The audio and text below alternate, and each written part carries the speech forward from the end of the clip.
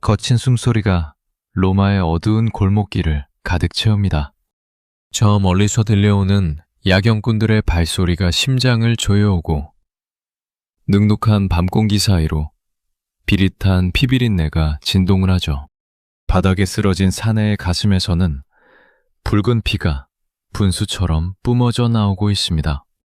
그 앞에 한 사내가 핏방울이 뚝뚝 떨어지는 검을 쥔 채 서 있습니다. 거칠게 몰아쉬는 숨결, 광기로 가득 찬 눈빛. 바로 로마의 위대한 천재 화가이자 히베의 살인마인 미켈란젤로 메리시 다 카라바조입니다. 그는 방금 로마의 유력한 건달인 라누치오 토마소니의 심장을 찔렀습니다. 사형 선고가 내려질 것이고 누구든 그의 목을 베어오면 현상금을 받게 될 운명에 처한 순간입니다. 도대체 무엇이 이 위대한 예술가를 파멸의 구렁텅이로 밀어넣은 것일까요? 오늘 우리는 빛과 어둠을 동시에 지배했던 인간, 카라바조의 잔혹하고도 아름다운 인생의 비밀을 파헤쳐 보려 합니다. 이야기 속으로 깊이 들어가기 전에 구독과 좋아요 한 번씩만 부탁드립니다. 이야기는 이 끔찍한 살인사건이 일어나기 몇 년 전으로 거슬러 올라갑니다. 당시 로마의 예술계는 거대한 충격에 휩싸여 있었습니다. 성 루카 성당에 걸린 세 장의 그림 때문이었죠. 마테오 복음서를 작성한 성 마테오의 일생을 그린 이 작품들은 당시 로마 시민들이 단 한 번도 보지 못했던 기괴하고도 압도적인 현실을 담고 있었습니다. 기존의 르네상스 화가들이 그리던 성인들은 우아하고 고결하며 하늘에서 내려온 천사처럼 아름다웠습니다. 하지만 카라바조의 캔버스 속 성인들은 달랐습니다. 뼈마디가 굵고 거친 손, 평생을 밭일과 부두노동으로 다져진 듯한 구부정한 등, 그리고 결정적으로 캔버스 가장자리에서 선명하게 드러나는 시커먼 발대가 묻은 맨발이었습니다. 당시 성당 관계자들은 비명을 질렀습니다. 어떻게 신성한 사도 마테오를 저런 천박한 길거리의 불황자처럼 그릴 수 있단 말인가? 이것은 신성 모독이다. 당장 이 그림을 치워라. 성당 안은 발칵 뒤집혔고 보수적인 사제들은 카라바조를 향해 손가락질을 해댔습니다. 하지만 그림이 공개되자마자 로마의 수많은 젊은 화가들과 귀족들은 말문이 막힌 채 캔버스 앞을 떠나지 못했습니다. 왜냐하면 그 안에는 진짜 인간의 삶이, 그리고 숨이 막힐 듯한 빛과 어둠의 드라마가 살아 숨쉬고 있었기 때문입니다. 카라바조는 그림을 그릴 때 밑그림을 그리지 않는 것으로 유명했습니다. 어두운 방에 모델을 앉혀두고 천장이나 벽 높은 곳에 작은 구멍을 뚫어 단 하나의 강렬한 빗줄기만을 떨어뜨렸죠. 그리고는 캔버스 위에 갈색 물감을 칠한 뒤 빛이 닿는 부분만을 미친 듯이 짚어내며 형태를 만들어 나갔습니다. 그것은 마치 어둠 속에서 영혼을 건져 올리는 듯한 엄숙한 작업이었습니다. 그는 입버릇처럼 이렇게 말하곤 했습니다. 나는 내 눈이 보지 못하는 것은 단 한 붓도 그리지 않는다. 천사를 본 적이 없으니 천사를 그릴 수 없고 오직 내 눈앞에 존재하는 이 가난하고 헐벗은 인간들의 육체만을 그릴 뿐이다. 그의 말대로 카라바조의 모델들은 로마의 가장 어두운 밑바닥을 구르는 사람들이었습니다. 매춘부, 불황자, 사기꾼, 그리고 길거리에서 구걸하는 거지들이 그의 캔버스 안에서 성모 마리아가 되었고 사도 마테오가 되었습니다. 신성함을 하늘에서 찾지 않고 인간의 가장 비참한 현실 속에서 찾으려 했던 이 파격적인 시도는 예술계에는 축복이었지만 그의 삶에는 거대한 저주가 되어 돌아오기 시작합니다. 밤이 되면 붓을 던져버리고 칼을 찬 채 로마의 선술집을 마구잡이로 들쑤시고 다니던 화가, 낮에는 신의 빛을 그리고 밤에는 악마의 어둠을 쫓았던 이 남자의 진짜 성격은 어디서부터 형성된 것일까요? 그의 거칠고 폭력적인 내면을 이해하기 위해서는 그의 유년 시절을 가득 채웠던 죽음의 공포를 들여다보아야 합니다. 이탈리아 북부의 거대 도시 밀라노의 거리는 온통 통곡 소리로 가득했습니다. 검은 마차들이 밤낮을 가리지 않고 삐걱거리며 길바닥을 굴렀고 그 위에는 흑색 반점이 온몸에 퍼진 시체들이 물건짝처럼 겹겹이 쌓여 있었죠. 기원전부터 인류를 괴롭혀온 잔인한 역병, 페스트가 밀라노를 집어삼킨 것입니다. 천일 576년, 겨우 5살이었던 꼬마 미켈란젤로 메리시, 즉 훗날의 카라바조는 이 지옥 같은 풍경의 한가운데에 서 있었습니다. 아침에 눈을 뜨면 어제까지 살아있던 이웃이 죽어나갔고 사방에서 시체를 태우는 매캐한 연기가 코를 찔렀습니다. 죽음은 멀리 있는 신비가 아니라 문만 열면 마주치는 흔하디 흔한 일상이었던 셈이죠. 상황이 걷잡을 수 없이 악화되자 건축업에 종사하며 비교적 유복한 생활을 하던 카라바조의 아버지는 결단을 내립니다. 온 가족을 이끌고 밀라노 근처의 작은 시골 마을인 카라바조로 피난을 떠난 것이죠. 훗날 그가 전 세계에 이름을 떨치게 될 이름, 카라바조는 바로 이 대피처의 이름에서 따온 것입니다. 하지만 잔인한 운명은 시골 마을까지 이 작은 가족을 쫓아왔습니다. 역병의 도끼는 기어이 가족의 문턱을 넘었고 겨우 몇 달 사이에 카라바조의 할아버지와 아버지가 차례로 숨을 거두었습니다. 심지어 삼촌마저도 역병의 고통 속에서 피를 토하며 세상을 떠났죠.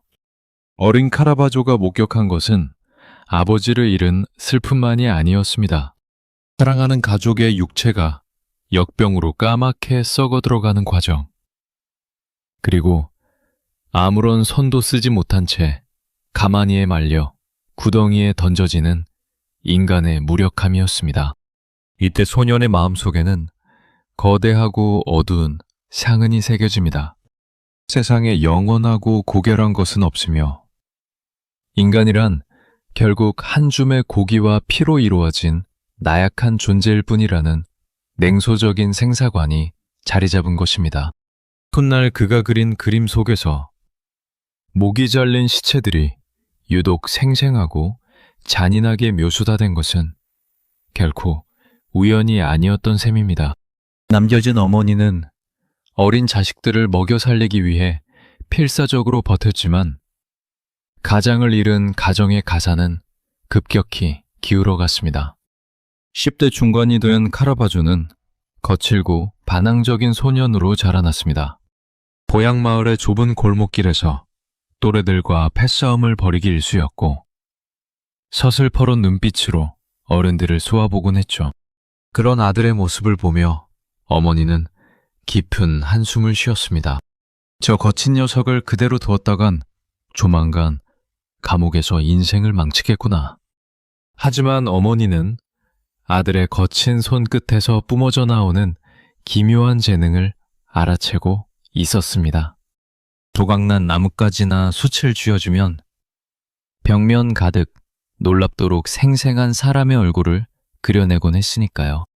결국 어머니는 가산을 쪼개어 13살의 카라바조를 밀라노의 유명한 화가 시모네 페테르자노의 화실로 보냅니다. 페테르자노는 당대 거장인 티치아노의 제자임을 자처하던 자부심 넘치는 화가였습니다. 그곳에서 카라바조는 4년 동안 도제 생활을 하며 물감을 개고 캔버스를 짜는 법을 배웠습니다. 스승은 그에게 정형화된 비례와 우아한 색채를 가르치려 했습니다. 미술관에 걸려있는 위대한 거장들의 그림을 똑같이 베끼는 것이 화가가 되는 유일한 길이라고 강조했죠. 하지만 카라바조의 속눈썹은 파르르 떨렸습니다. 스승님, 왜 존재하지도 않는 가짜 세상을 그려야 합니까? 길거리에 굴러다니는 돌멩이 하나가 저 박제된 천사 그림보다 훨씬 더 진짜 같습니다. 카라바조는 스승의 화실에 갇혀 지내는 것을 견디지 못했습니다. 밤이 되면 밀라노의 후미진 선술집으로 도망쳐 도박꾼들과 어울렸고 술잔이 오가는 와중에 칼부림을 벌이기도 했습니다. 이미 청소년기부터 그의 안에는 통제되지 않는 폭력성과 천재성이 기묘하게 공존하고 있었던 것입니다. 그러던 중 밀라노에서의 도제 생활을 끝마칠 무렵 그의 어머니마저 세상을 떠나고 맙니다. 유일한 버팀목이자 곧비었던 어머니의 죽음은 카라바조를 묻고 있던 마지막 사슬을 끊어버렸습니다. 어머니의 유산을 형제들과 나누어 가진 카라바조는 한칠 망설임도 없이 짐을 쌌습니다. 그의 눈은 이미 이탈리아 예술과 권력의 중심지, 욕망과 타락이 공존하는 거대한 도시 로마를 향하고 있었습니다. 생전 한 푼 없는 시골뜨기 화가 지망생이 카란자루와 야망만을 품은 채 로마의 성문 앞으로 걸어 들어가고 있었습니다. 1592년의 로마는 전 세계에서 몰려든 순례자들과 불황자, 그리고 일확천금을 노리는 예술가들로 발디딜 틈이 없었습니다. 화려한 대리석 성당과 고관 대작들의 대저택이 즐비한 그곳의 이면에는 시커먼 오수가 흐르고 굶주린 이들이 구걸을 하는 슬럼가가 거대하게 또아리를 틀고 있었죠. 밀라노를 떠나 로마의 성문 안으로 발을 디딘 21살의 카라바조는 그야말로 가진 것 없는 불황자에 불과했습니다. 고향을 떠나올 때 챙긴 어머니의 유산은 로마로 오는 길에 도박과 술로 모두 탕진한 지 오래였죠. 입고 있는 옷은 군데군데 찌든 때와 물감 자국으로 얼룩져 있었고 배에서는 연신 꼬르륵거리는 소리가 멈추지 않았습니다. 로마는 천재를 쉽게 알아보는 자비로운 도시가 아니었습니다. 연고도 없고 추천서 한 장 없는 시골뜨기 화가에게 선뜻 일감을 줄 사람은 아무도 없었죠.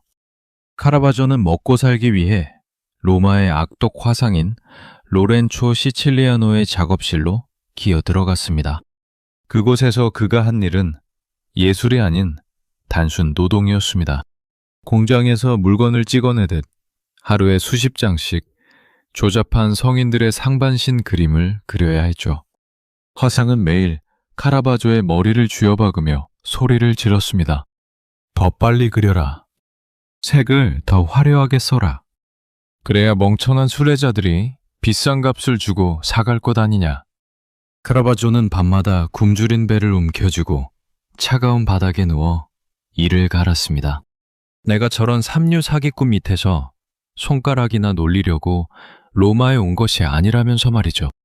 결국 그곳을 때려치운 카라바조는 당배 로마에서 가장 잘 나가던 교황청 수석 화가 체사리 다르피노의 공방으로 자리를 옮깁니다. 마침내 거장의 밑으로 들어갔으니 숨통이 트일 법도 했지만 현실은 더 잔인했습니다. 아르피노는 카라바조의 천재성을 한눈에 알아보고 경계했습니다. 이 새파란 놈에게 인물이나 대작을 맡겼다간 내 자리가 위험하겠구나. 아르피노는 카라바조에게 오직 그림의 구석에 들어갈 과일 바구니나 꽃 같은 정물만을 그리도록 명령했습니다. 인물을 그리고 싶다고 대들 때마다 스승은 비웃었죠. 네 녀석은 손재주는 좋으니 그냥 닥치고 과일이나 그려라. 하지만 천재는 억압 속에서도 자신만의 독보적인 발자취를 남기는 법입니다. 카라바조는 남들이 하찮게 여기던 시든 잎사귀, 벌레 먹은 사과, 곰팡이가 피어오르는 포도송이를 소름 끼칠 정도로 생생하게 그려내기 시작했습니다. 기존의 화가들이 과일을 그릴 때는 천국에나 존재할 법한 탐스럽고 완벽한 모습만 그렸지만 카라바조는 썩어가는 현실을 그대로 캔버스에 박제했습니다. 사과 껍질에 뚫린 작은 벌레 구멍을 그리며 그는 속으로 비웃었습니다. 보아라, 이것이 너희들이 외면하는 진짜 자연의 모습이다. 아무리 아름다운 과일도 시간이 지나면 썩어 문드러지듯 인간의 육체와 영광도 결국 이렇게 부패할 뿐이다. 이 시기에 그린 작품이 바로 그 유명한 병든 바쿠스입니다. 로마 신화 속 풍요와 술의 신 바쿠스를 그린 것인데 그림 속 모델은 다름 아닌 카라바조. 자신치고는 너무나 처참한 몰골이었습니다. 당시 그는 심한 황달과 고열에 시달려 병원 신세를 지고 있었는데 거울 속에 비친 자신의 푸르스름하고 핏기 없는 피부, 메마른 입술, 그리고 탁하게 풀린 눈동자를 그대로 캔버스에 옮겨 닮았습니다. 신의 모습을 한 환자가 썩어가는 포도송이를 쥐고 있는 이 기괴한 그림은 당시 화단에 엄청난 충격을 안겼습니다. 우아함과 고귀함만을 숭상하던 로마 예술가들의 뺨을 날것의 현실로 후려친 셈이었죠. 공방을 나와 다시 길거리로 나앉은 카라바조는 극심한 영양실조와 병마로 로마의 빈민병원에 입원하게 됩니다. 그곳은 가난한 이들이 죽어나가는 수용소나 다름없었죠. 매일 옆 침대의 환자가 시체가 되어 나가는 모습을 보며 카라바조는 생각했습니다. 죽음은 멀리 있지 않다. 바로 내 곁에 있다. 내 그림이 저 고결한 귀족들의 거실이 아니라 이 비참한 길바닥의 냄새를 풍겨야 하는 이유가 바로 여기에 있다. 퇴원 후 그는 다시 칼을 차고 밤거리를 헤맸습니다. 돈이 생기면 곧장 선술집으로 가 술을 파마셨고 자신을 무시하는 귀족 자제들과 눈이 마주치면 주저없이 주먹을 날렸죠. 굶주림에 눈이 뒤집힌 늑대처럼 그는 언제 터질지 모르는 시한폭탄처럼 로마의 밤을 장악해가고 있었습니다. 그리고 이 위태로운 천재의 재능을 알아본 로마 최고의 권력자가 마침내 어둠 속에서 걸어 나오게 됩니다. 로마의 한 허름한 화상가게 앞, 한 신사가 걸음을 멈추었습니다. 그의 화려한 비단 옷자락과 대조적으로 그가 뚫어지게 쳐다보고 있는 그림은 기묘하기 짝이 없었죠. 앳된 얼굴의 귀족 청년이 순진한 표정으로 카드를 쥐고 있고 그 뒤에서 한 사내가 청년의 패를 훔쳐보며 손가락으로 신호를 보내고 있습니다. 그리고 허리춤에 칼을 찬 또 다른 사내가 모자 깃털 뒤로 숨겨둔 가짜 카드를 슬그머니 꺼내고 있었죠. 도박판의 숨막히는 사기와 긴장감을 소름 끼칠 정도로 생생하게 포착한 이 그림의 제목은 카드 사기꾼들이었습니다. 이 그림을 발견한 신사는 당대 로마 최고의 문화예술 후원자이자 교황청의 막강한 실력자 프란체스코 마리아 델몬테 추기경이었습니다. 추기경은 눈을 뗄 수 없었습니다. 우아한 척 가식적인 그림들만 가득하던 로마에서 길거리의 야비한 속임수를 이토록 정밀하고 박진감 넘치게 그려낸 화가가 누구인지 당장 알아오라고 명령했죠. 그렇게 해서 굶주림과 싸우던 24살의 불황자 화가 카라바조는 델몬테 추기경의 거대한 저택인 마다마 궁전으로 초대를 받게 됩니다. 추기경은 누더기를 걸친 카라바조를 보며 부드럽게 웃으며 말했습니다. 내 재능이 참으로 아깝구나. 나와 함께 내 저택으로 들어가지 않겠느냐. 방과 식사를 제공하고 매달 꼬박꼬박 월급을 주마. 대신 너는 오직 나만을 위한 그림을 그리면 된다. 길바닥을 구르던 굶주린 늑대에게 이보다 더 달콤한 제안은 없었습니다. 카라바조는 마다마 궁전의 안락한 방을 배정받았고 최고급 물감과 캔버스를 마음껏 쓸 수 있게 되었죠. 델몬테 추기경의 전폭적인 지지 속에서 카라바조의 예술은 급격히 만개하기 시작합니다. 추기경의 정교한 취향에 맞추어 그리스 신화를 배경으로 한 아름다운 음악가들이나 바쿠스 같은 작품들을 쏟아내며 로마 상류사회에 뜨거운 주목을 받기 시작한 것입니다. 늘 굶주림에 찌들어 있던 그의 얼굴에는 기름기가 돌았고 추기경이 하샤한 고급 양복을 차려입고 로마의 대로를 활보했습니다.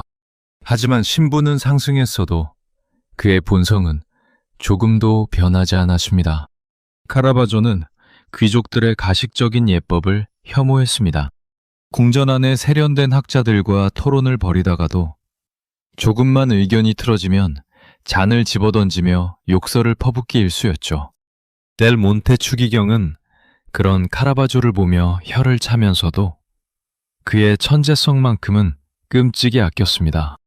미켈란젤로, 자네의 그 거친 성미가 그림에는 독창적인 생명력을 불어넣는구려.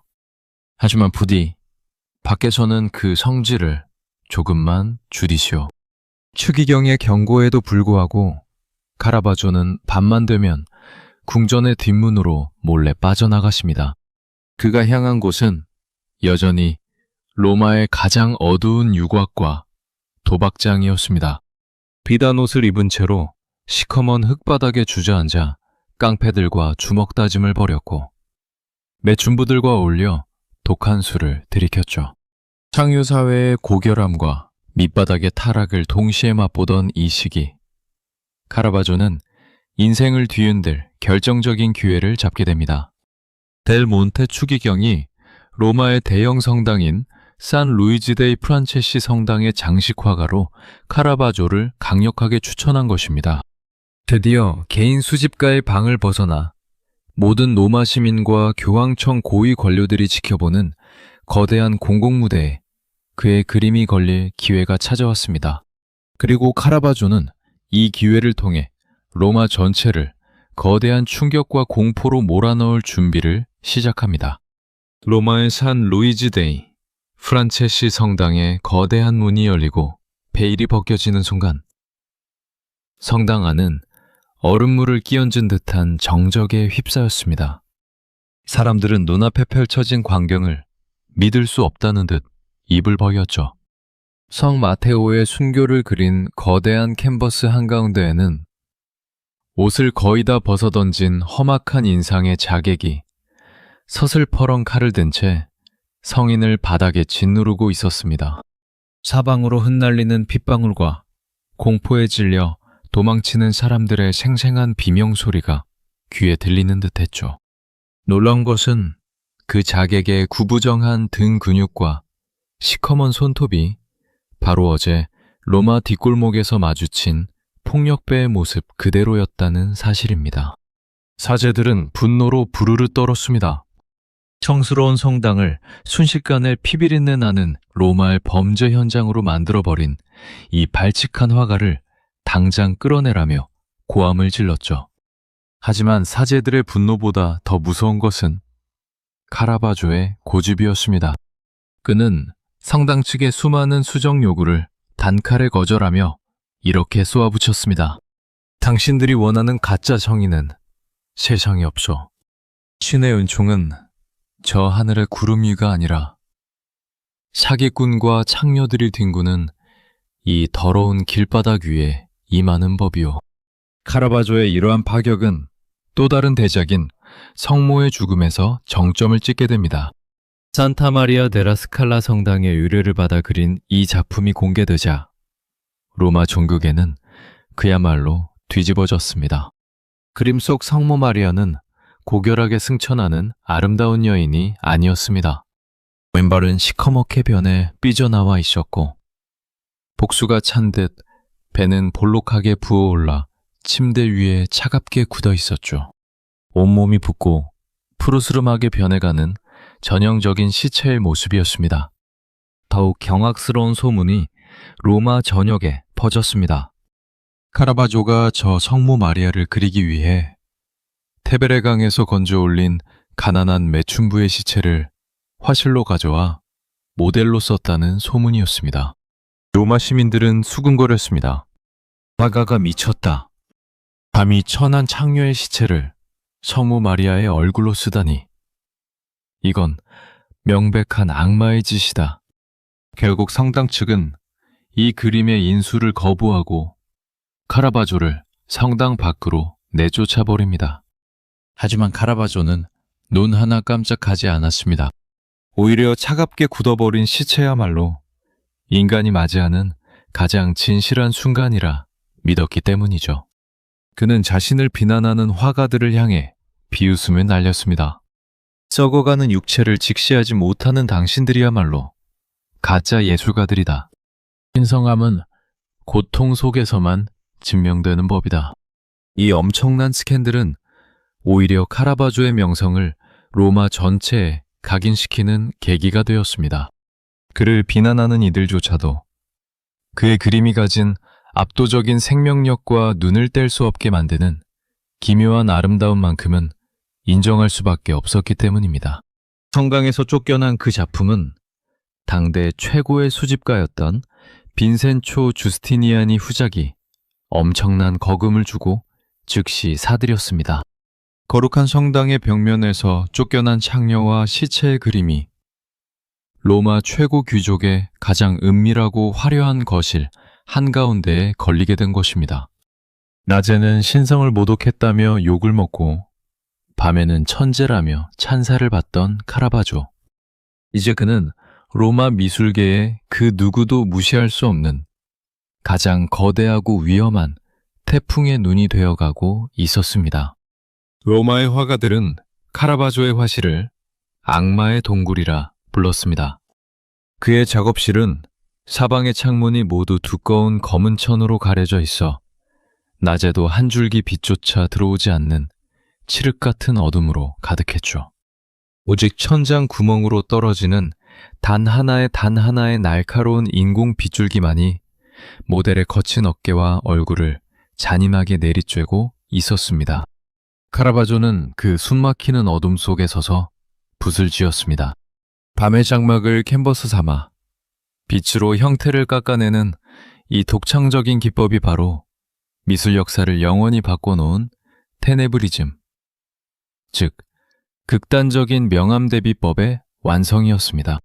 기존 르네상스의 거장들은 화면 전체를 화사하고 고르게 밝혀 세상의 조화를 보여주려 했습니다. 하지만 카라바조는 그런 평화로운 세상은 가짜라고 생각했죠. 그는 인생의 본질이 깊고 시커먼 어둠이며 구원이나 진실 같은 빛은 그 어둠을 찢고 아주 찰나의 순간에만 찾아오는 맹렬한 삼광과 같다고 믿었습니다. 의심하는 성 토마스를 그릴 때도 마찬가지였습니다. 부활한 예수의 옆구리 상처에 손가락을 찔러 넣는 토마스의 거친 손과 경악에 찬 눈빛은 어둠 속에서 오직 강렬한 빛을 한 몸에 받으며 소름 끼칠 정도로 생생하게 부각되었습니다. 사막 같은 어둠이 배경을 집어삼켰기에 인물의 고통과 경외감은 캔버스를 뚫고 시청자의 눈으로 직격했습니다. 사람들은 그의 그림을 보며 설명할 수 없는 공포와 매혹을 동시에 느꼈습니다. 마치 연극 무대 위에서 가장 극적인 순간에 하이라이트 조명이 켜진 듯한 강렬한 극적 효과였죠. 동료 화가들은 시기심에 가득 차 그를 비난했습니다. 카라바조는 배경을 그릴 줄 모르는 삼류 화가다. 그저 어둠으로 뒤를 대충 칠해버리고 눈속임을 하는 것뿐이다. 하지만 그런 비난이 무색하게도 로마의 젊은 화가들은 너도 나도 카라바조의 화실 주변을 맴돌며 그의 명암법을 훔쳐배우기 위해 안달이 나 있었습니다. 카라바조가 완성한 이 빛과 어둠의 드라마는 사실 그의 위태로운 내면 세계를 그대로 투영한 거울이었습니다. 그림 속 어둠이 깊어질수록 그가 현실에서 저지르는 기행과 폭력의 간도 역시 통제할 수 없을 만큼 강해졌기 때문입니다. 낮 동안 화실에서 신성한 빗줄기를 붙잡아두기 위해 온 신경을 곤두세우던 그는 붓을 내려놓는 순간 맹렬한 속도로 파멸의 어둠을 향해 달려갔습니다. 그의 영혼은 언제나 극단과 극단을 오가는 외줄타기를 하고 있었던 셈입니다. 그는 이제 로마에서 가장 비싼 몸값을 자랑하는 스타 화가였지만 동시에 경관들이 가장 두려워하는 요주의 인물이 되었습니다. 돈은 주머니에 들어오는 족족 술과 도박으로 날아가고 그의 손은 붓을 쥐는 시간보다 허리춤에 검을 쥐는 시간이 점점 더 길어지고 있었습니다. 로마의 귀족들과 성당의 신부들은 그의 그림을 사기 위해 줄을 섰지만 정작 대로에서 그와 마주치면 눈을 피하며 걸음을 재촉했습니다. 빛의 천재이자 밤의 폭군이었던 이 산의 이중 생활은 결국 로마의 법정을 피로 물들이는 대형 사건들로 이어지기 시작합니다. 로마의 치안을 담당하던 치바타 베키아 교도소와 법정의 기록 보관소에는 이 시기 유독 한 남자의 이름이 적힌 문서들이 수북하게 쌓이기 시작합니다. 미켈란젤로 메디시 다 카라바조. 제목은 야간 통행금지 위반, 불법 무기 소지, 명예훼손, 그리고 폭행이었습니다. 당시 로마에서는 특별한 허가증 없이는 밤거리에 칼을 차고 다닐 수 없었지만 카라바조는 언제나 보란듯이 길고 날카로운 검을 허리춤에 차고 로마의 밤거리를 으스대며 걸어다녔죠. 야경꾼들이 그를 멈춰 세우고 허가증을 요구할 때마다 그는 칼자루를 만지작거리며 차갑게 읊조렸습니다. 네 칼이 내 허가증이다. 더 알고 싶다면 네 목숨을 걸어라. 그의 폭력성은 장소를 가리지 않았습니다. 어느 날 저녁, 카라바조는 단골 선술집인 모로 선술집에 앉아 아티초크 요리를 주문했습니다. 음식을 들고 온 젊은 하인이 무심코 던진 한마디가 화근이었죠. 손님, 이 아티초크는 버터로 요리한 것이고 저것은 기름으로 요리한 것입니다. 향을 한번 맡아보시죠. 이 사소한 말에 카라바조는 갑자기 발작하듯 자리에서 일어났습니다. 뭐라고? 감히 대화가인 나에게 훈수를 두는 거냐? 니놈 눈에는 내가 버터와 기름도 구별 못하는 멍청이로 보이냔 말이다. 카라바조는 뜨거운 아티초크가 가득 담긴 접시를 그대로 하인의 얼굴을 향해 내던졌습니다. 그것도 모자라 허리에 검을 뽑아들고 비명을 지르며 도망치는 하인의 뒤를 쫓아 선술집을 아수라장으로 만들었죠. 그는 로마의 다른 화가들과도 끊임없이 반목했습니다. 특히 자신을 비판하던 관변 화가 지오반니 바글리오네를 극도로 혐오했죠. 카라바조는 동료들과 함께 바글리오네를 조롱하는 저질스럽고 음란한 시를 지어 로마 시내에 뿌렸습니다. 바글리오네는 자네의 그림은 악마의 사기극일 뿐이라며 고소했고 카라바조는 명예훼손 혐의로 재판정에 서게 됩니다. 판사 앞에서 카라바조는 조금도 기죽지 않고 당당하게 외쳤습니다. 로마에서 진짜 화가라고 부를 만한 사람은 나를 포함해 몇 명 되지 않는다. 바글리오네 같은 자들은 그저 벽지나 바르는 장인에 불과하다. 그런 자를 화가라고 부르는 것 자체가 예술에 대한 모독이다. 델 몬테 추기경과 그를 아끼던 후원자들이 뒤에서 손을 쓰지 않았다면 카라바조는 진작에 교수대나 지하 감옥에서 생을 마감했을 것입니다. 강력한 권력자들이 교황청 경비대에 압력을 넣어 그를 풀어줄 때마다 카라바조의 오만함과 광기는 하늘을 찌를 듯 높아졌습니다. 내가 무슨 짓을 하든 이 도시는 나를 처벌하지 못한다. 내 손끝에서 피어나는 그림들이 저들의 영혼을 쥐고 흔들기 때문이다. 라며 스스로를 법 위에 있는 존재로 착각하기 시작한 것입니다. 하지만 아무리 막강한 권력자라 할지라도 더 이상 덮어줄 수 없는 선이 있는 법입니다. 카라바조의 거친 칼날은 점점 더 위험한 곳을 향해 겨누어지고 있었고 로마의 밤거리에는 그와 한하늘 아래 살 수 없다고 맹세한 숙적들이 밀어망갔습니다. 피할 수 없는 파멸의 그림자가 그의 목덜미까지 바짝 다가온 줄도 모른 채 밤의 지배자는 또다시 어두운 골목길로 검을 차고 나섰습니다. 그리고 마침내 그의 인생을 영원히 되돌릴 수 없는 지옥으로 떨어뜨릴 운명의 그날 밤이 찾아오고 있었습니다.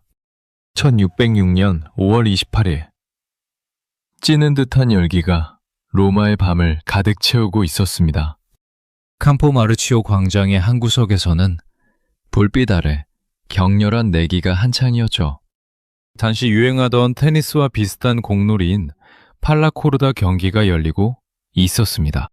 경기에 참여한 사람은 카라바조, 그리고 그의 오랜 숙적이자 로마의 악명 높은 건달 우두머리였던 라누치오 토마소니였습니다.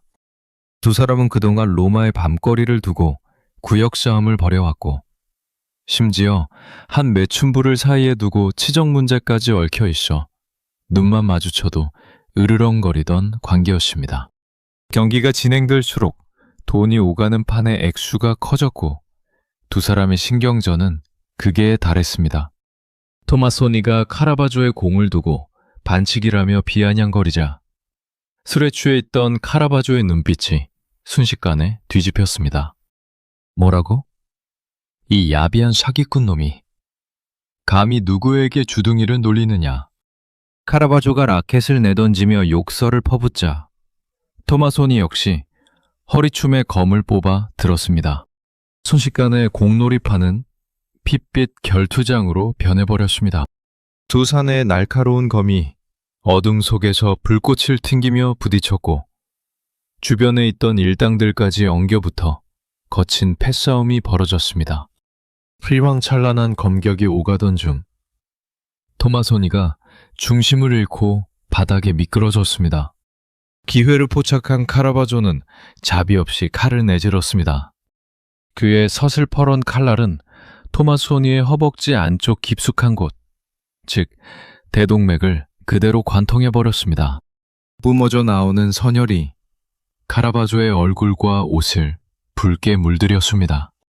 토마소니는 비명 한 번 제대로 지르지 못한 채 바닥에 쓰러져 부들부들 떨다가 이내 차가운 시체가 되어버렸습니다. 카라바조 역시 결투 중에 머리와 옆구리에 깊은 자상을 입고 피를 흘리고 있었죠. 저 멀리서 주민들의 비명소리와 함께 교황청 경비대의 호각 소리가 밤공기를 찢고 들려오기 시작했습니다. 이 살인사건은 이전의 단순 폭행사건들과는 차원이 달랐습니다. 죽은 라누치오 토마소니는 로마의 명망 있는 귀족 가문이자 교황청과도 긴밀한 줄이 닿아있던 강력한 세력의 자제였기 때문입니다.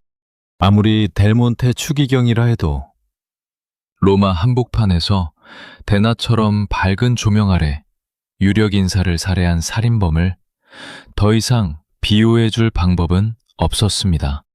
교황 바오로 5세는 경로했고 카라바조에게 즉각적인 사형 선고를 내렸습니다. 그것은 일반적인 사형이 아닌 반도, 즉 로마 교황령 내의 누구라도 카라바조를 발견하면 그 자리에서 목을 베어도 좋으며 그의 잘린 목을 가져오는 자에게는 막대한 현상금을 지급하겠다는 끔찍한 현상 수배령이었습니다.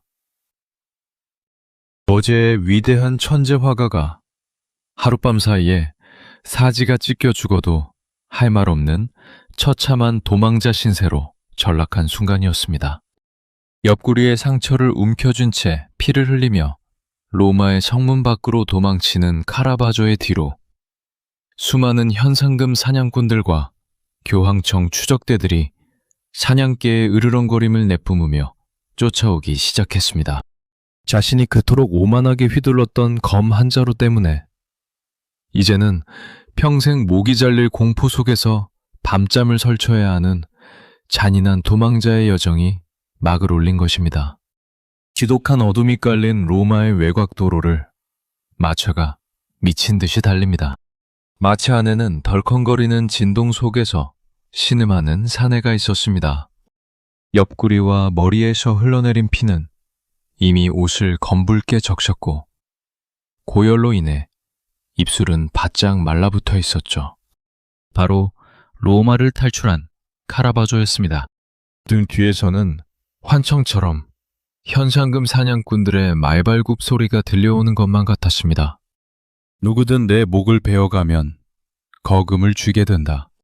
이 잔인한 현상 수배령은 그의 머릿속을 뱅뱅 돌며 영혼을 갉아먹고 있었습니다. 이제 그에게 로마는 천국이 아닌 발을 들이는 순간 목이 잘리는 거대한 단두대였습니다. 카라바조가 처음으로 숨어든 곳은 로마 남쪽에 위치한 콜론나 가문의 영지였습니다. 콜론나 가문은 로마 최고의 명문가이자 카라바조가 어릴 때부터 그의 집안과 깊은 인연이 있던 강력한 비호 세력이었죠. 가문의 여백작인 코스탄차 콜론나는 피투성이가 되어 찾아온 이 천재 화가를 차마 외면하지 못하고 은밀한 거처를 마련해 상처를 치료해 주었습니다. 하지만 후작 부인의 따뜻한 보살핌도 카라바조의 마음속에 자리 잡은 본질적인 공포를 지우지는 못했습니다. 그는 밤마다 문틀이 삐걱거리는 작은 소리에도 소스라치게 놀라며 허리춤에 칼자루를 쥐고 일어났습니다. 도망자 신세가 되어서도 카라바조는 붓을 놓지 않았습니다. 아니, 어쩌면 살아남기 위해, 자신의 가치를 증명하기 위해 더 미친 듯이 그림에 매달렸는지도 모릅니다. 이 시기 그가 콜론나 영지에서 그린 작품이 바로 엠마오의 저녁 식사입니다. 몇 년 전 로마에서 그렸던 같은 주제의 그림이 화려하고 극적이었다면 도망자가 되어 그린 엠마오의 저녁 식사는 기묘할 정도로 차분하고 어두웠습니다. 화면을 감싸고 있는 짙은 갈색의 어둠은 당장이라도 인물들을 집어삼킬 듯 무거웠고 부활한 예수를 바라보는 제자들의 얼굴에는 깊은 슬픔과 피로가 묻어났습니다. 그것은 신의 영광이라기보다는 하루하루를 간신히 버텨내는 도망자들의 쓸쓸한 야반도주 현장과도 같았죠. 카라바조는 잘 알고 있었습니다. 콜론나 가문의 권력으로도 교황의 서슬퍼런 추격대를 영원히 막아줄 수는 없다는 사실을 말입니다. 로마 교황청의 손길이 닿지 않는 곳. 그러면서도 자신의 그림을 비싼 값에 사줄 수 있는 거대한 도시로 떠나야만 했습니다. 카라바조는 결국 짐을 싸고 더 남쪽으로 내려가기로 결심합니다. 그가 향한 곳은 이탈리아 남부의 활력 넘치는 항구 도시이자 스페인 왕가가 지배하고 있어 교황의 법이 함부로 미치지 못하는 도피처, 바로 나폴리였습니다. 목숨을 건 도망길 위에서 천재 화가는 나폴리라는 거대한 욕망의 용광로 속으로 다시 한번 자신을 던질 준비를 하고 있었습니다. 1606년 가을, 나폴리의 번화가에 기묘한 화가가 나타났습니다. 옷은 다 뜯어져 가고 눈빛은 굶주린 야수처럼 번득이는데 입을 열면 오만하기 짝이 없는 이 사내를 나폴리의 귀족들은 대번에 알아보았습니다. 로마를 피로 물들이고 도망쳐온 천재 카라바조가 나폴리에 입성한 것입니다. 나폴리는 스페인 부왕이 통치하는 교황령 밖의 영토였기에 로마의 현상금 사냥꾼들도 이곳에서는 함부로 칼을 뽑지 못했습니다. 목숨을 건 도망 끝에 겨우 숨을 돌릴 수 있는 안식처를 찾은 셈이었죠. 나폴리의 화상들과 부유한 귀족들은 카라바조의 등장을 두 손 들어 환영했습니다. 로마 최고의 스타 화가가 제 발로 걸어 들어왔으니 서로 그의 그림을 한 장이라도 더 차지하기 위해 가방 가득 금화를 싸들고 줄을 섰습니다. 카라바조는 나폴리에 도착하자마자 몰려드는 주문에 치여 밤낮 없이 붓을 놀렸습니다. 도망자 신세였지만 그의 붓끝에서 나오는 예술적 마력은 오히려 더 날카롭고 깊어져 있었습니다. 이 시기 나폴리의 피오몬테 데라 미제리코르디아 성당의 의뢰를 받아 그린 대작이 바로 자비의 7가지 행위입니다. 이 거대한 캔버스 안에서 카라바조는 자신이 길거리에서 목격한 삶과 죽음의 교차점을 한편의 오케스트라처럼 웅장하게 버무려냈습니다. 좁고 어두운 나폴리의 골목길을 배경으로 감옥에 갇힌 이에게 젖을 먹이는 여인, 죽은 이의 시체를 옮기는 청년, 나그네에게 물을 건네는 사내의 모습이 강렬한 어둠을 뚫고 쏟아지는 빛 속에서 요동치고 있었습니다. 그것은 평생을 폭력과 죄악 속에서 뒹굴었던 카라바조가 역설적이게도 인간이 행할 수 있는 가장 고결한 구원과 자비를 갈구하며 그려낸 처절한 고백성사였습니다. 나폴리에서의 생활은 풍족했고 명성은 드높았습니다. 하지만 카라바조의 마음속에 도사린 불안감은 조금도 가라앉지 않았습니다. 길을 걷다가도 자신을 빤히 쳐다보는 행인이 있으면 내 목을 노리는 현상금 사냥꾼이 아닌가 하는 의심에 사로잡혀 먼저 칼자루를 만지작거렸죠. 아무리 돈을 많이 벌고 권력자들의 비호를 받아도 교황의 사면령이 내를 지지 않는 한 자신은 영원히 법 밖을 떠도는 늑대일 뿐이라는 현실이 그의 영혼을 옥죄어왔습니다. 결국 그는 다시 한번 거대한 도박을 준비합니다. 단순히 몸을 숨기는 도망자가 아니라 누구도 감히 넘볼 수 없는 막강한 신분과 명예를 얻어 교황마저도 자신을 함부로 죽이지 못하게 만들겠다는 야무진 계획이었습니다.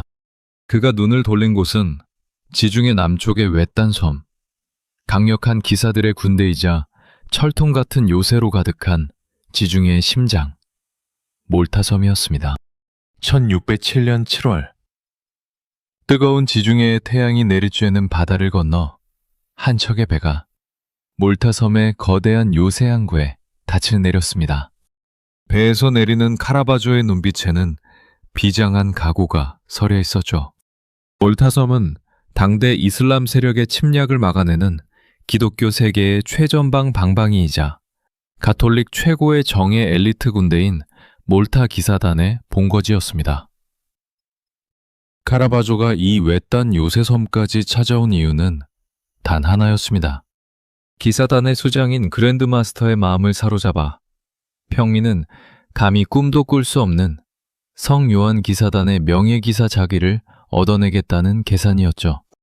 기사가 된다면 면책 특권이 생길 것이고, 그렇다면 로마의 교황이라 할지라도 기사 단원의 목을 함부로 벨 수는 없을 테니까요. 몰타 기사단의 단장인 알로프드 위냐쿠르는 로마에서 건너온 이 위대한 천재 화가를 대대적으로 환영했습니다. 섬 전체를 철통 같은 요새로 가꾸는 데는 도가 텄지만 문화예술의 불모지나 다름없던 몰타를 화려하게 장식해줄 거장이 간절히 필요했기 때문입니다. 위냐쿠르 단장은 카라바조에게 기사단의 공식 화가라는 지위를 부여하고 대작을 의뢰했습니다. 카라바조는 기회를 놓치지 않고 자신의 온 영혼을 갈아넣은 필생의 대작, 성 요한의 참수를 그리기 시작합니다. 이 그림은 카라바조가 남긴 모든 작품을 통틀어 가장 거대하고 가장 잔인하며 동시에 가장 엄숙한 걸작이었습니다. 어두운 감옥마당, 세례 요한이 바닥에 짓눌린 채 목이 잘려나가고 있고 자객은 요한의 머리카락을 움켜쥔 채 마지막 가죽을 끊어내기 위해 허리춤에서 작은 칼을 꺼내들고 있습니다. 그 옆에 저는 소름 끼치도록 차가운 표정으로 쟁반을 든 채 잘린 머리를 받으려는 여인이 서 있었죠. 이 잔혹한 살인의 현장은 기묘할 정도로 정적이고 고요했습니다. 그리고 이 그림에는 카라바조의 인생 전체를 관통하는 가장 충격적인 비밀이 숨겨져 있었습니다.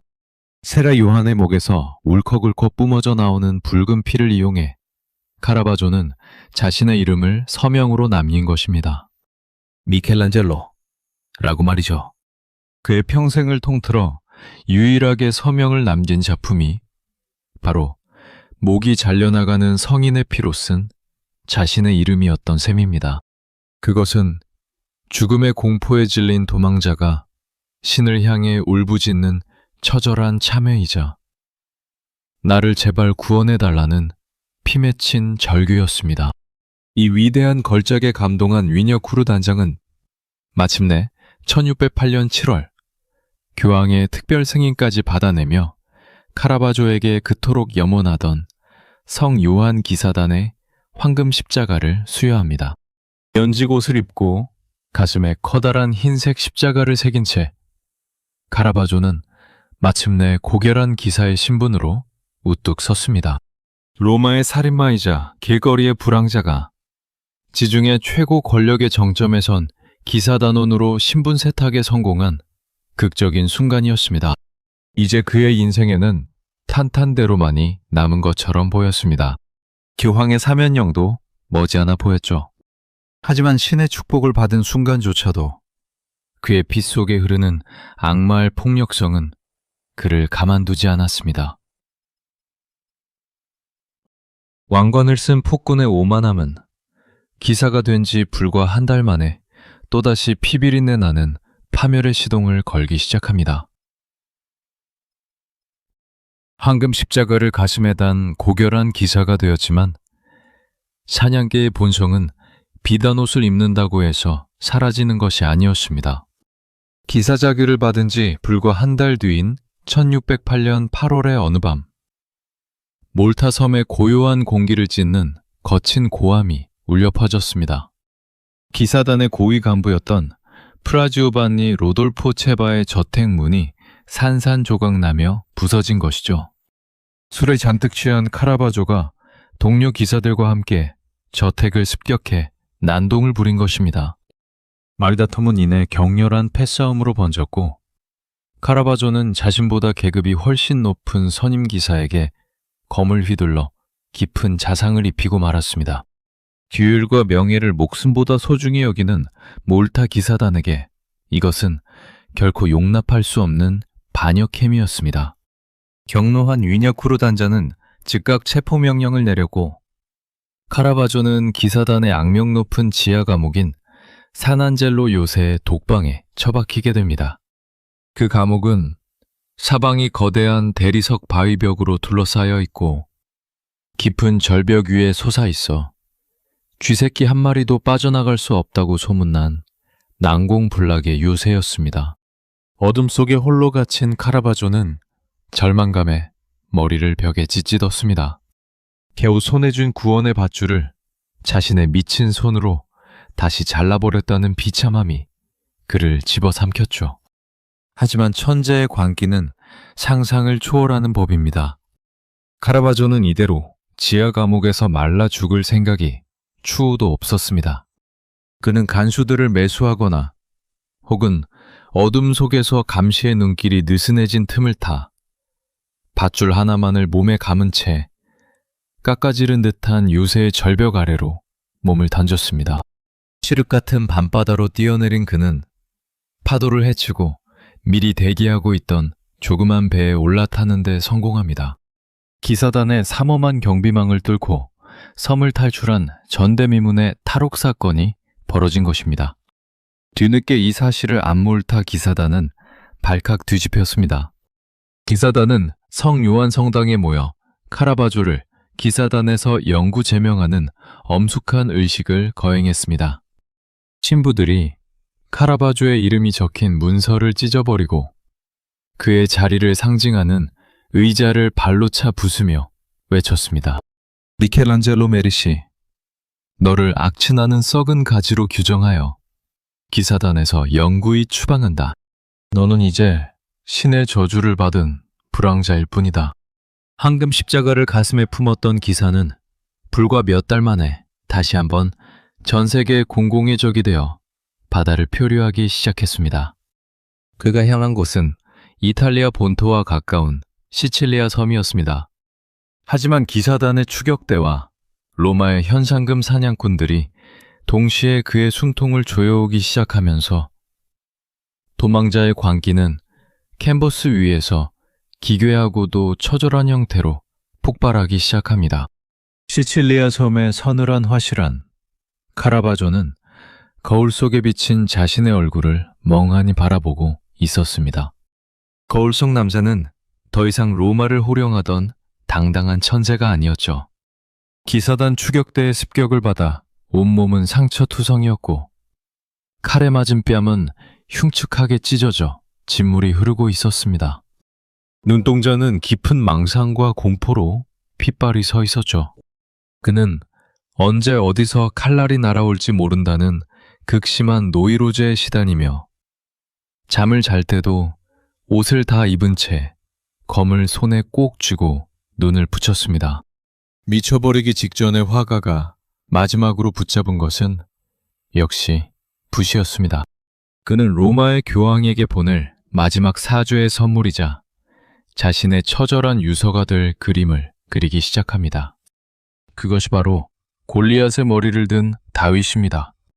어둠 속에서 소년 다윗이 잘려나간 거인 골리앗의 머리를 담담하게 들어올리고 있습니다. 이 그림이 세상에 공개되었을 때 사람들은 전율을 금치 못했습니다.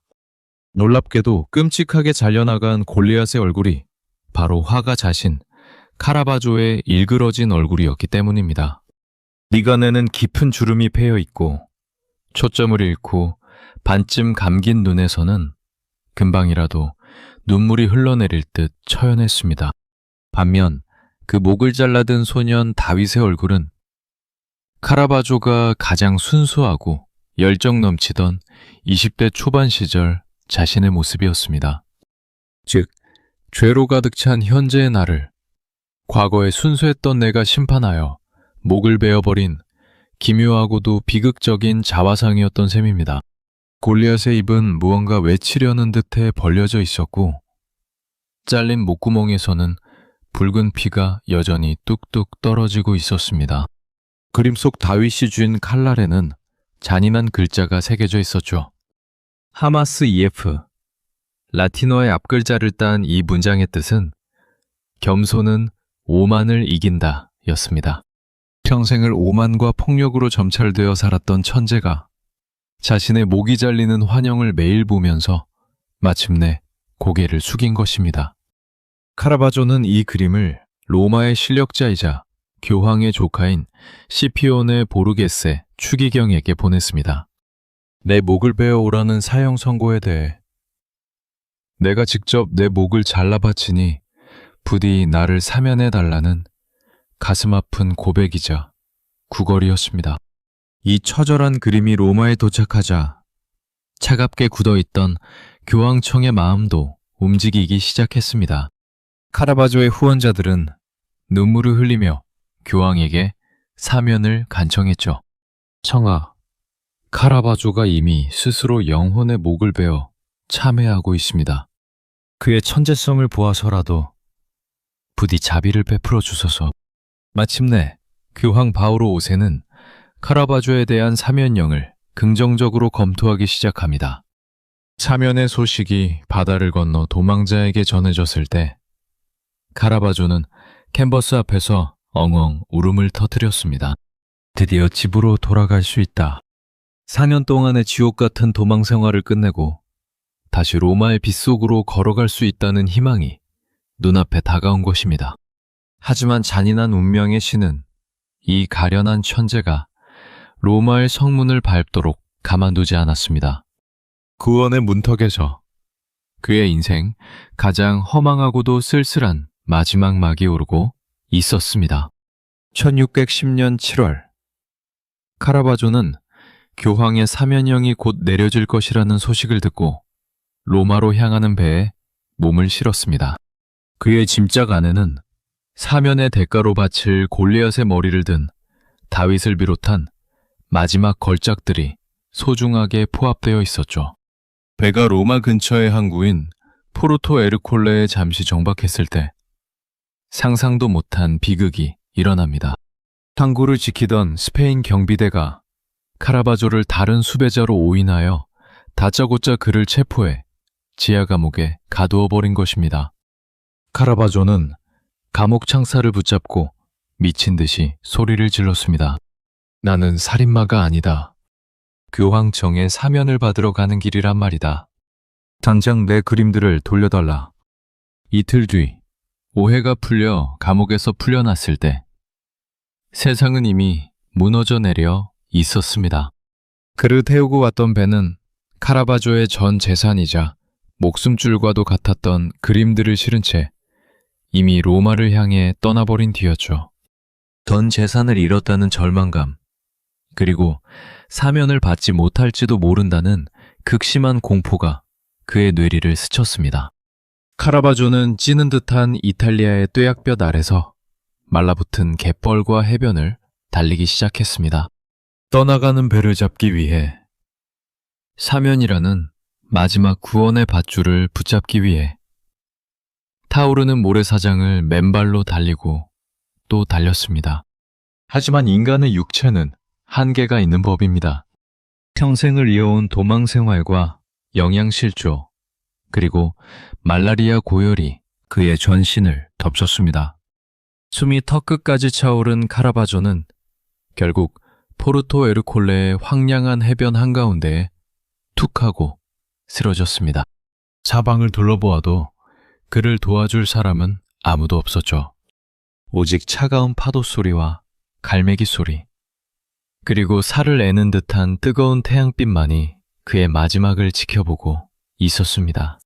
평생을 밤의 지배자로 살며 수많은 사람에게 칼을 휘둘렀던 천재 화가는 그렇게 이탈리아의 한 외딴 해변가에서 아무도 돌보지 않는 고독한 불황자가 되어 39이라는 젊은 나이에 비참하게 숨을 거두었습니다. 더욱 아이러니한 것은 그가 숨을 거둔 지 불과 며칠 뒤에 로마에서 교황의 공식 사면령이 도착했다는 사실입니다. 조금만 더 버텼다면 그토록 원하던 로마의 영광을 다시 누릴 수 있었을 텐데 말이죠. 시체는 연고가 없다는 이유로 해변 근처에 이름 없는 빈민묘지에 대충 묻혀 흔적도 없이 사라져버렸습니다. 빛과 어둠을 지배했던 천재의 종말치고는 너무나도 허망하고 씁쓸한 마침표였습니다. 카라바조라는 이름은 그가 죽은 뒤 오랫동안 미술 역사에서 불온한 단어로 취급받았습니다. 보수적인 평론가들은 그를 두고 미술을 진흙탕에 처박은 살인마이자 성스러운 신을 모독한 불경한 자라며 그의 이름을 기록에서 지워버리려 애를 썼죠. 하지만 그들이 아무리 어둠으로 그의 이름을 덮으려 해도 카라바조가 세상에 남긴 빛의 흔적만큼은 지울 수 없었습니다. 그가 창조한 극단적인 명암 대비법은 바다를 건너 스페인의 벨라스케스에게, 네덜란드의 렘브란트에게, 그리고 플랑드르의 루벤스에게 이어지며 바야흐로 위대한 바로크 예술의 시대를 활짝 열어젖혔기 때문입니다. 현대 미술사학자들은 입을 모아 이렇게 말하곤 합니다. 카라바조가 없었다면 근대 회화는 존재하지 않았을 것이다. 그의 붓끝에서 비로소 미술은 박제된 천국에서 내려와 숨을 쉬고 피를 흘리는 진짜 인간의 역사로 진화했습니다.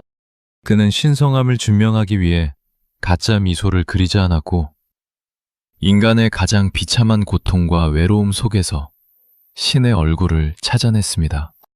그것은 책 속의 이론이 아니라 그 자신이 로마의 차가운 바닥을 구르고 피비린내 나는 도망길을 걸으며 온몸으로 부딪혀 얻어낸 진실이었습니다. 우리의 인생도 어쩌면 카라바조의 캔버스를 닮아 있는지도 모릅니다. 때로는 사방이 꽉 막힌 어둠 속에서 홀로 길을 잃고 헤매는 것처럼 절망스러울 때가 있죠. 하지만 카라바조는 그의 그림을 통해 우리에게 나직한 위로를 거늡니다. 어둠이 짙으면 짙을수록 그 어둠을 찢고 들어오는 단 한 줄기 빛은 더 찬란하고 잔인하도록 아름답게 빛난다는 사실을 말입니다. 당신이 지금 겪고 있는 고독과 시련의 어둠이 깊다면 그것은 조만간 당신의 삶을 가장 극적으로 비추어줄 위대한 빛이 찾아올 준비를 하고 있다는 증거일 것입니다. 빛과 어둠을 동시에 품은 채 치열하게 살다간 천재 화가 카라바조의 이야기는 여기서 막을 내립니다. 오늘 밤 여러분의 마음속에 남아있는 가장 깊은 어둠 속에도 따뜻한 구원의 빛 한 줄기가 스며들기를 소망합니다. 편안한 밤 보내세요.